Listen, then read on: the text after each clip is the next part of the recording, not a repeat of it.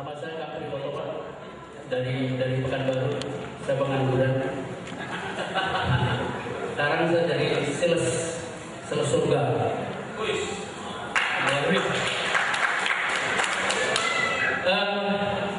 Kita tentu semua harus sepakat dulu bahwa Tuhan itu adalah maha segalanya.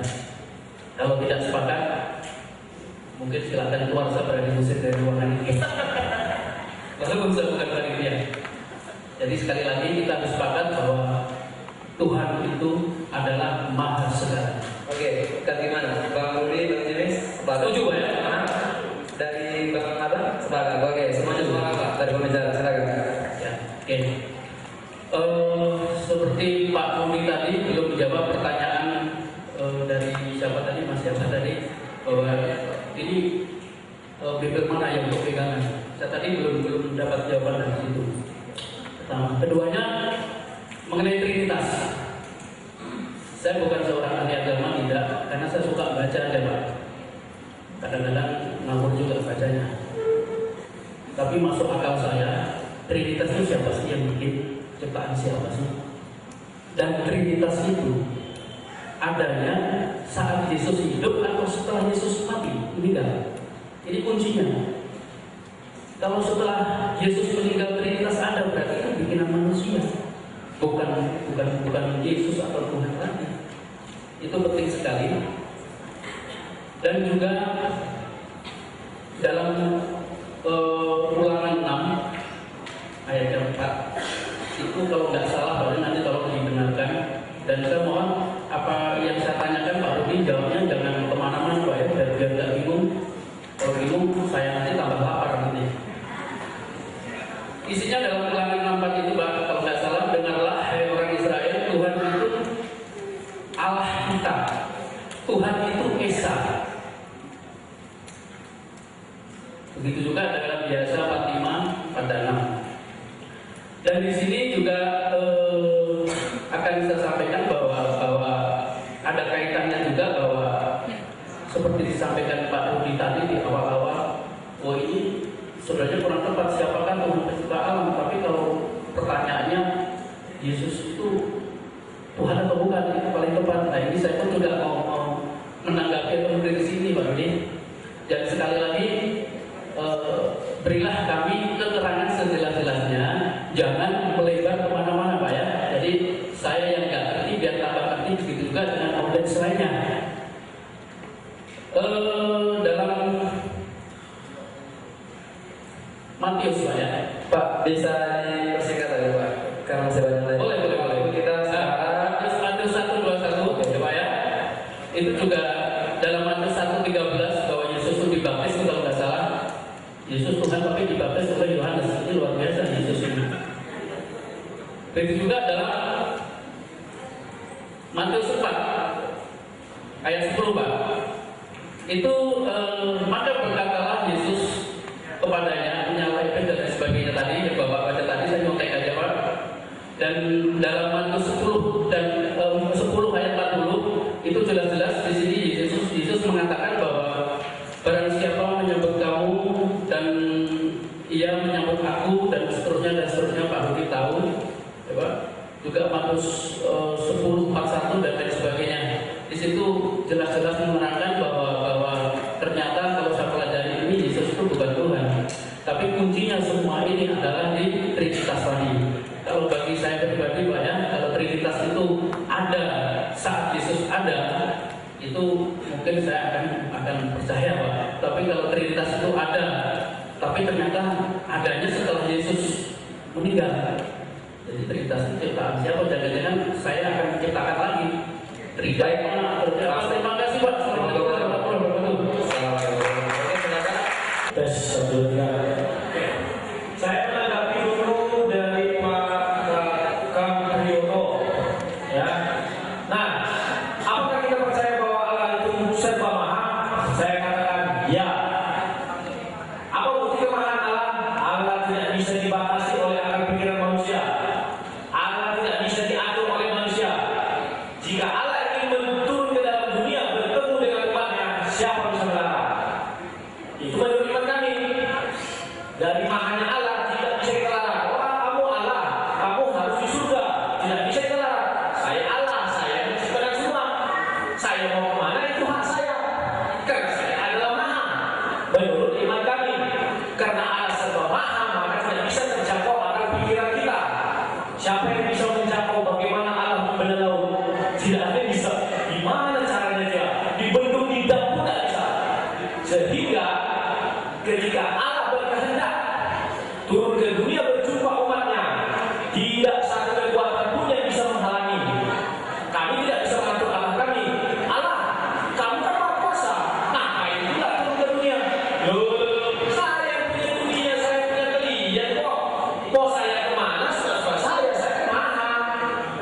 Itu menurut iman kami. Oke? Nah, sekarang Tuhan itu Esa. Dari awal tadi sudah pernah saya katakan, untuk melihat keesaan Tuhan, lihatlah diri manusia secara individu. Bahwa manusia lahir terdiri dari tubuh.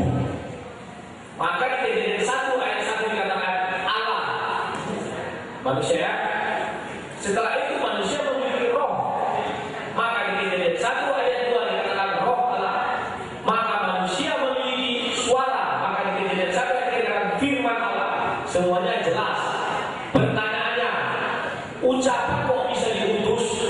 Fakta berbicara bahwa Allah tidak pernah bertemu sama manusia, tetapi firman yang diutus berjumpa sama manusia. Allah tidak pernah bertemu. Kita tak tahu bagaimana wajah Allah. Tidak satu nabi pun yang pernah melihat Allah. Yang pernah dilihat orang itu adalah firman Allah. Yang didengar orang manusia adalah firman. Allah selalu mengutus firman-Nya. Dia maha kuasa. Suaranya mau dijadikan manusia, sah-sah saja. Orang dia punya dunia ini kok maha. Saya suka kali kalau bicara maha. Tapi kalau dia tidak bisa mengutus firman-Nya, dia tidak maha. Terbatas menurut kami. Menurut kami tidak membicarakan yang lain. Itu menurut kami. Sehingga Allah kami mau kemanapun, tidak ada yang bisa membatasi. Sebab dia adalah Allah. Oke, itu yang mana itu. Sekarang baptis. Kok Yesus dibaptis jika dia Tuhan masa dibaptis? Pertanyaannya sama dengan yang lain. Jika dia Tuhan kok makan, kok minum, kok segala macam? Saya dari awal sudah menegaskan Yohanes 1 ayat 1. Firman harus bersama-sama dengan Allah. Sekali menjawab Mas tadi, firman harus bersama-sama dengan Allah. Maka firman itu adalah Allah. Ketika dibaptis, firman tidak bersama-sama dengan Allah. Sehingga itulah terakhir sekali Allah datang berfirman ke dalam dunia. Setelah dibaptis, inilah anak yang kukasihi, kepadanya lah aku berkenan. Itu jelas dikatakan di Alkitab dan kami imani. Mengenai Trinitas, kapankah Trinitas itu ada? Apakah setelah Yesus mati? Secara tertulis memang betul Trinitas tidak tertulis, tetapi secara tersirat Trinitas tersirat. Kejadian 1 ayat 1 Allah, Kejadian 1 ayat 2 Allah, Kejadian 1 ayat 3 firman Allah. Fakta di lapangan saya katakan tadi, Allah menciptakan segala sesuatu dengan firman. Andai kata Allah dengan firman tidak bersama, maka yang terjadi adalah maaf karena pada waktu manusia Allah bisu. Bagaimana dia mau menciptakan yang lain? Firman tidak ada. Apabila firman itu datang belakangan, tidak, firman itu datang berbarengan dengan adanya Allah. Roh Allah juga berbarengan dengan Allah. Dia Alfa dan Omega. Sehingga ini menjawab juga pertanyaan si ibu tadi, Yesus ada atau dunia duluan ada? Karena dia adalah Alfa dan Omega, maka Yesus duluan ada baru dunia ini ada. Kalau Yesus tidak ada, yakni dalam bentuk firman, maka dunia tidak akan jadi. Karena dunia ini diciptakan berfirmanlah Allah. Itulah semua yang ada. Oke? Nah sekarang, kalau dalam agama Kristen, kami tidak pernah ragu. Yesus menciptakan manusia dari tulang rusuk. Kami tidak ragu. Itulah bukti bahwa Tuhan kami mencipta manusia dari Hawa dari tulang rusuk. Penciptaan Adam dari tanah, kami tidak ragu. Penciptaan langit dan bumi dan segala macamnya juga kami tidak pernah ragu. Karena betul, pada hari pertama ini diciptakan, pada hari kedua ini diciptakan, pada hari ketiga ini diciptakan, pada hari keempat, kelima, keenam, jelas. Dan itu tidak ada keraguan sedikit pun. Kenapa? Andai kata itu salah satu saja, maka salahlah kami tidak percaya kepada Tuhan itu. Sehingga ketika ada pertanyaan, mengapa bulan diciptakan terang daripada matahari? Jawabnya sederhana. Sumber matahari dari mana? Terangnya, cahayanya dari Allah. Kalau ada mengatakan dari inti matahari, betul. Inti matahari dari mana asalnya? Dari Allah. Sehingga ketika kami masuk ke Kejadian 1 ayat 3 berfirman Allah, jadilah terang. Kalau kita bertanya terangnya dari mana? Ya Allah lah. Saya akan menjawab seperti itu. Karena iman kami mengatakan bahwa Allah adalah sumber terang. Jadi tidak ada yang salah di situ. Dan saya sudah sering menjawab itu. Nah ini mungkin kalau ada yang terlewat, mohon maaf ya, karena ini banyak sekali. Nah si adik bilang firman ini tertulis dalam bentuk Alkitab. Kalau tertuliskan yang kami imani Alkitab, betul, ya kan? Tetapi ketika zaman dulu Allah itu langsung berfirman melalui nabi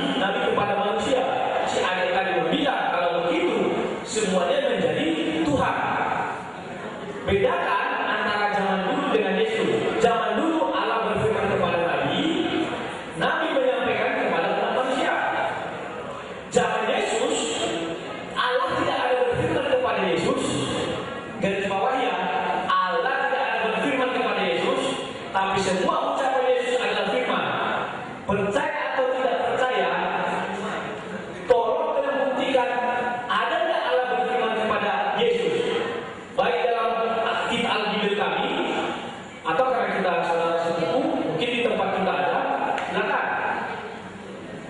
Tidak ada lagi Allah berfirman kepada Yesus dan Yesus menyampaikan kepada manusia. Tidak, semua ucapan Yesus diakui adalah Injil. Injil itu adalah firman Allah. Oke, yang lain karena waktu sudah habis ini ya. Satu menit lagi, satu lagi. Oh iya, sebentar. Iya ya, kitab-kitab mana yang mau dipakai? Kitab apapun itu, mulai dari terjemahan pertama kali oleh bangsa Malaysia, itu yang pertama kali saya imani. Mengapa demikian? Karena pada saat itu terjemahan belum bagus dan terjemahan berkembang terus menerus. Itulah namanya ada unsur serapan bahasa. Wajar jika terjadi revisi kepada Alkitab terjemahan.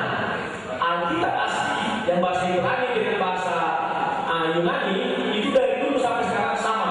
Mengapa bisa demikian? Karena bahasa masing-masing di dunia ini belum lengkap, sehingga perlu ada unsur-unsur serapan. Ketika unsur serapan ditemukan, maka direvisi lagi agar orang setempat bisa percaya dan mengimani.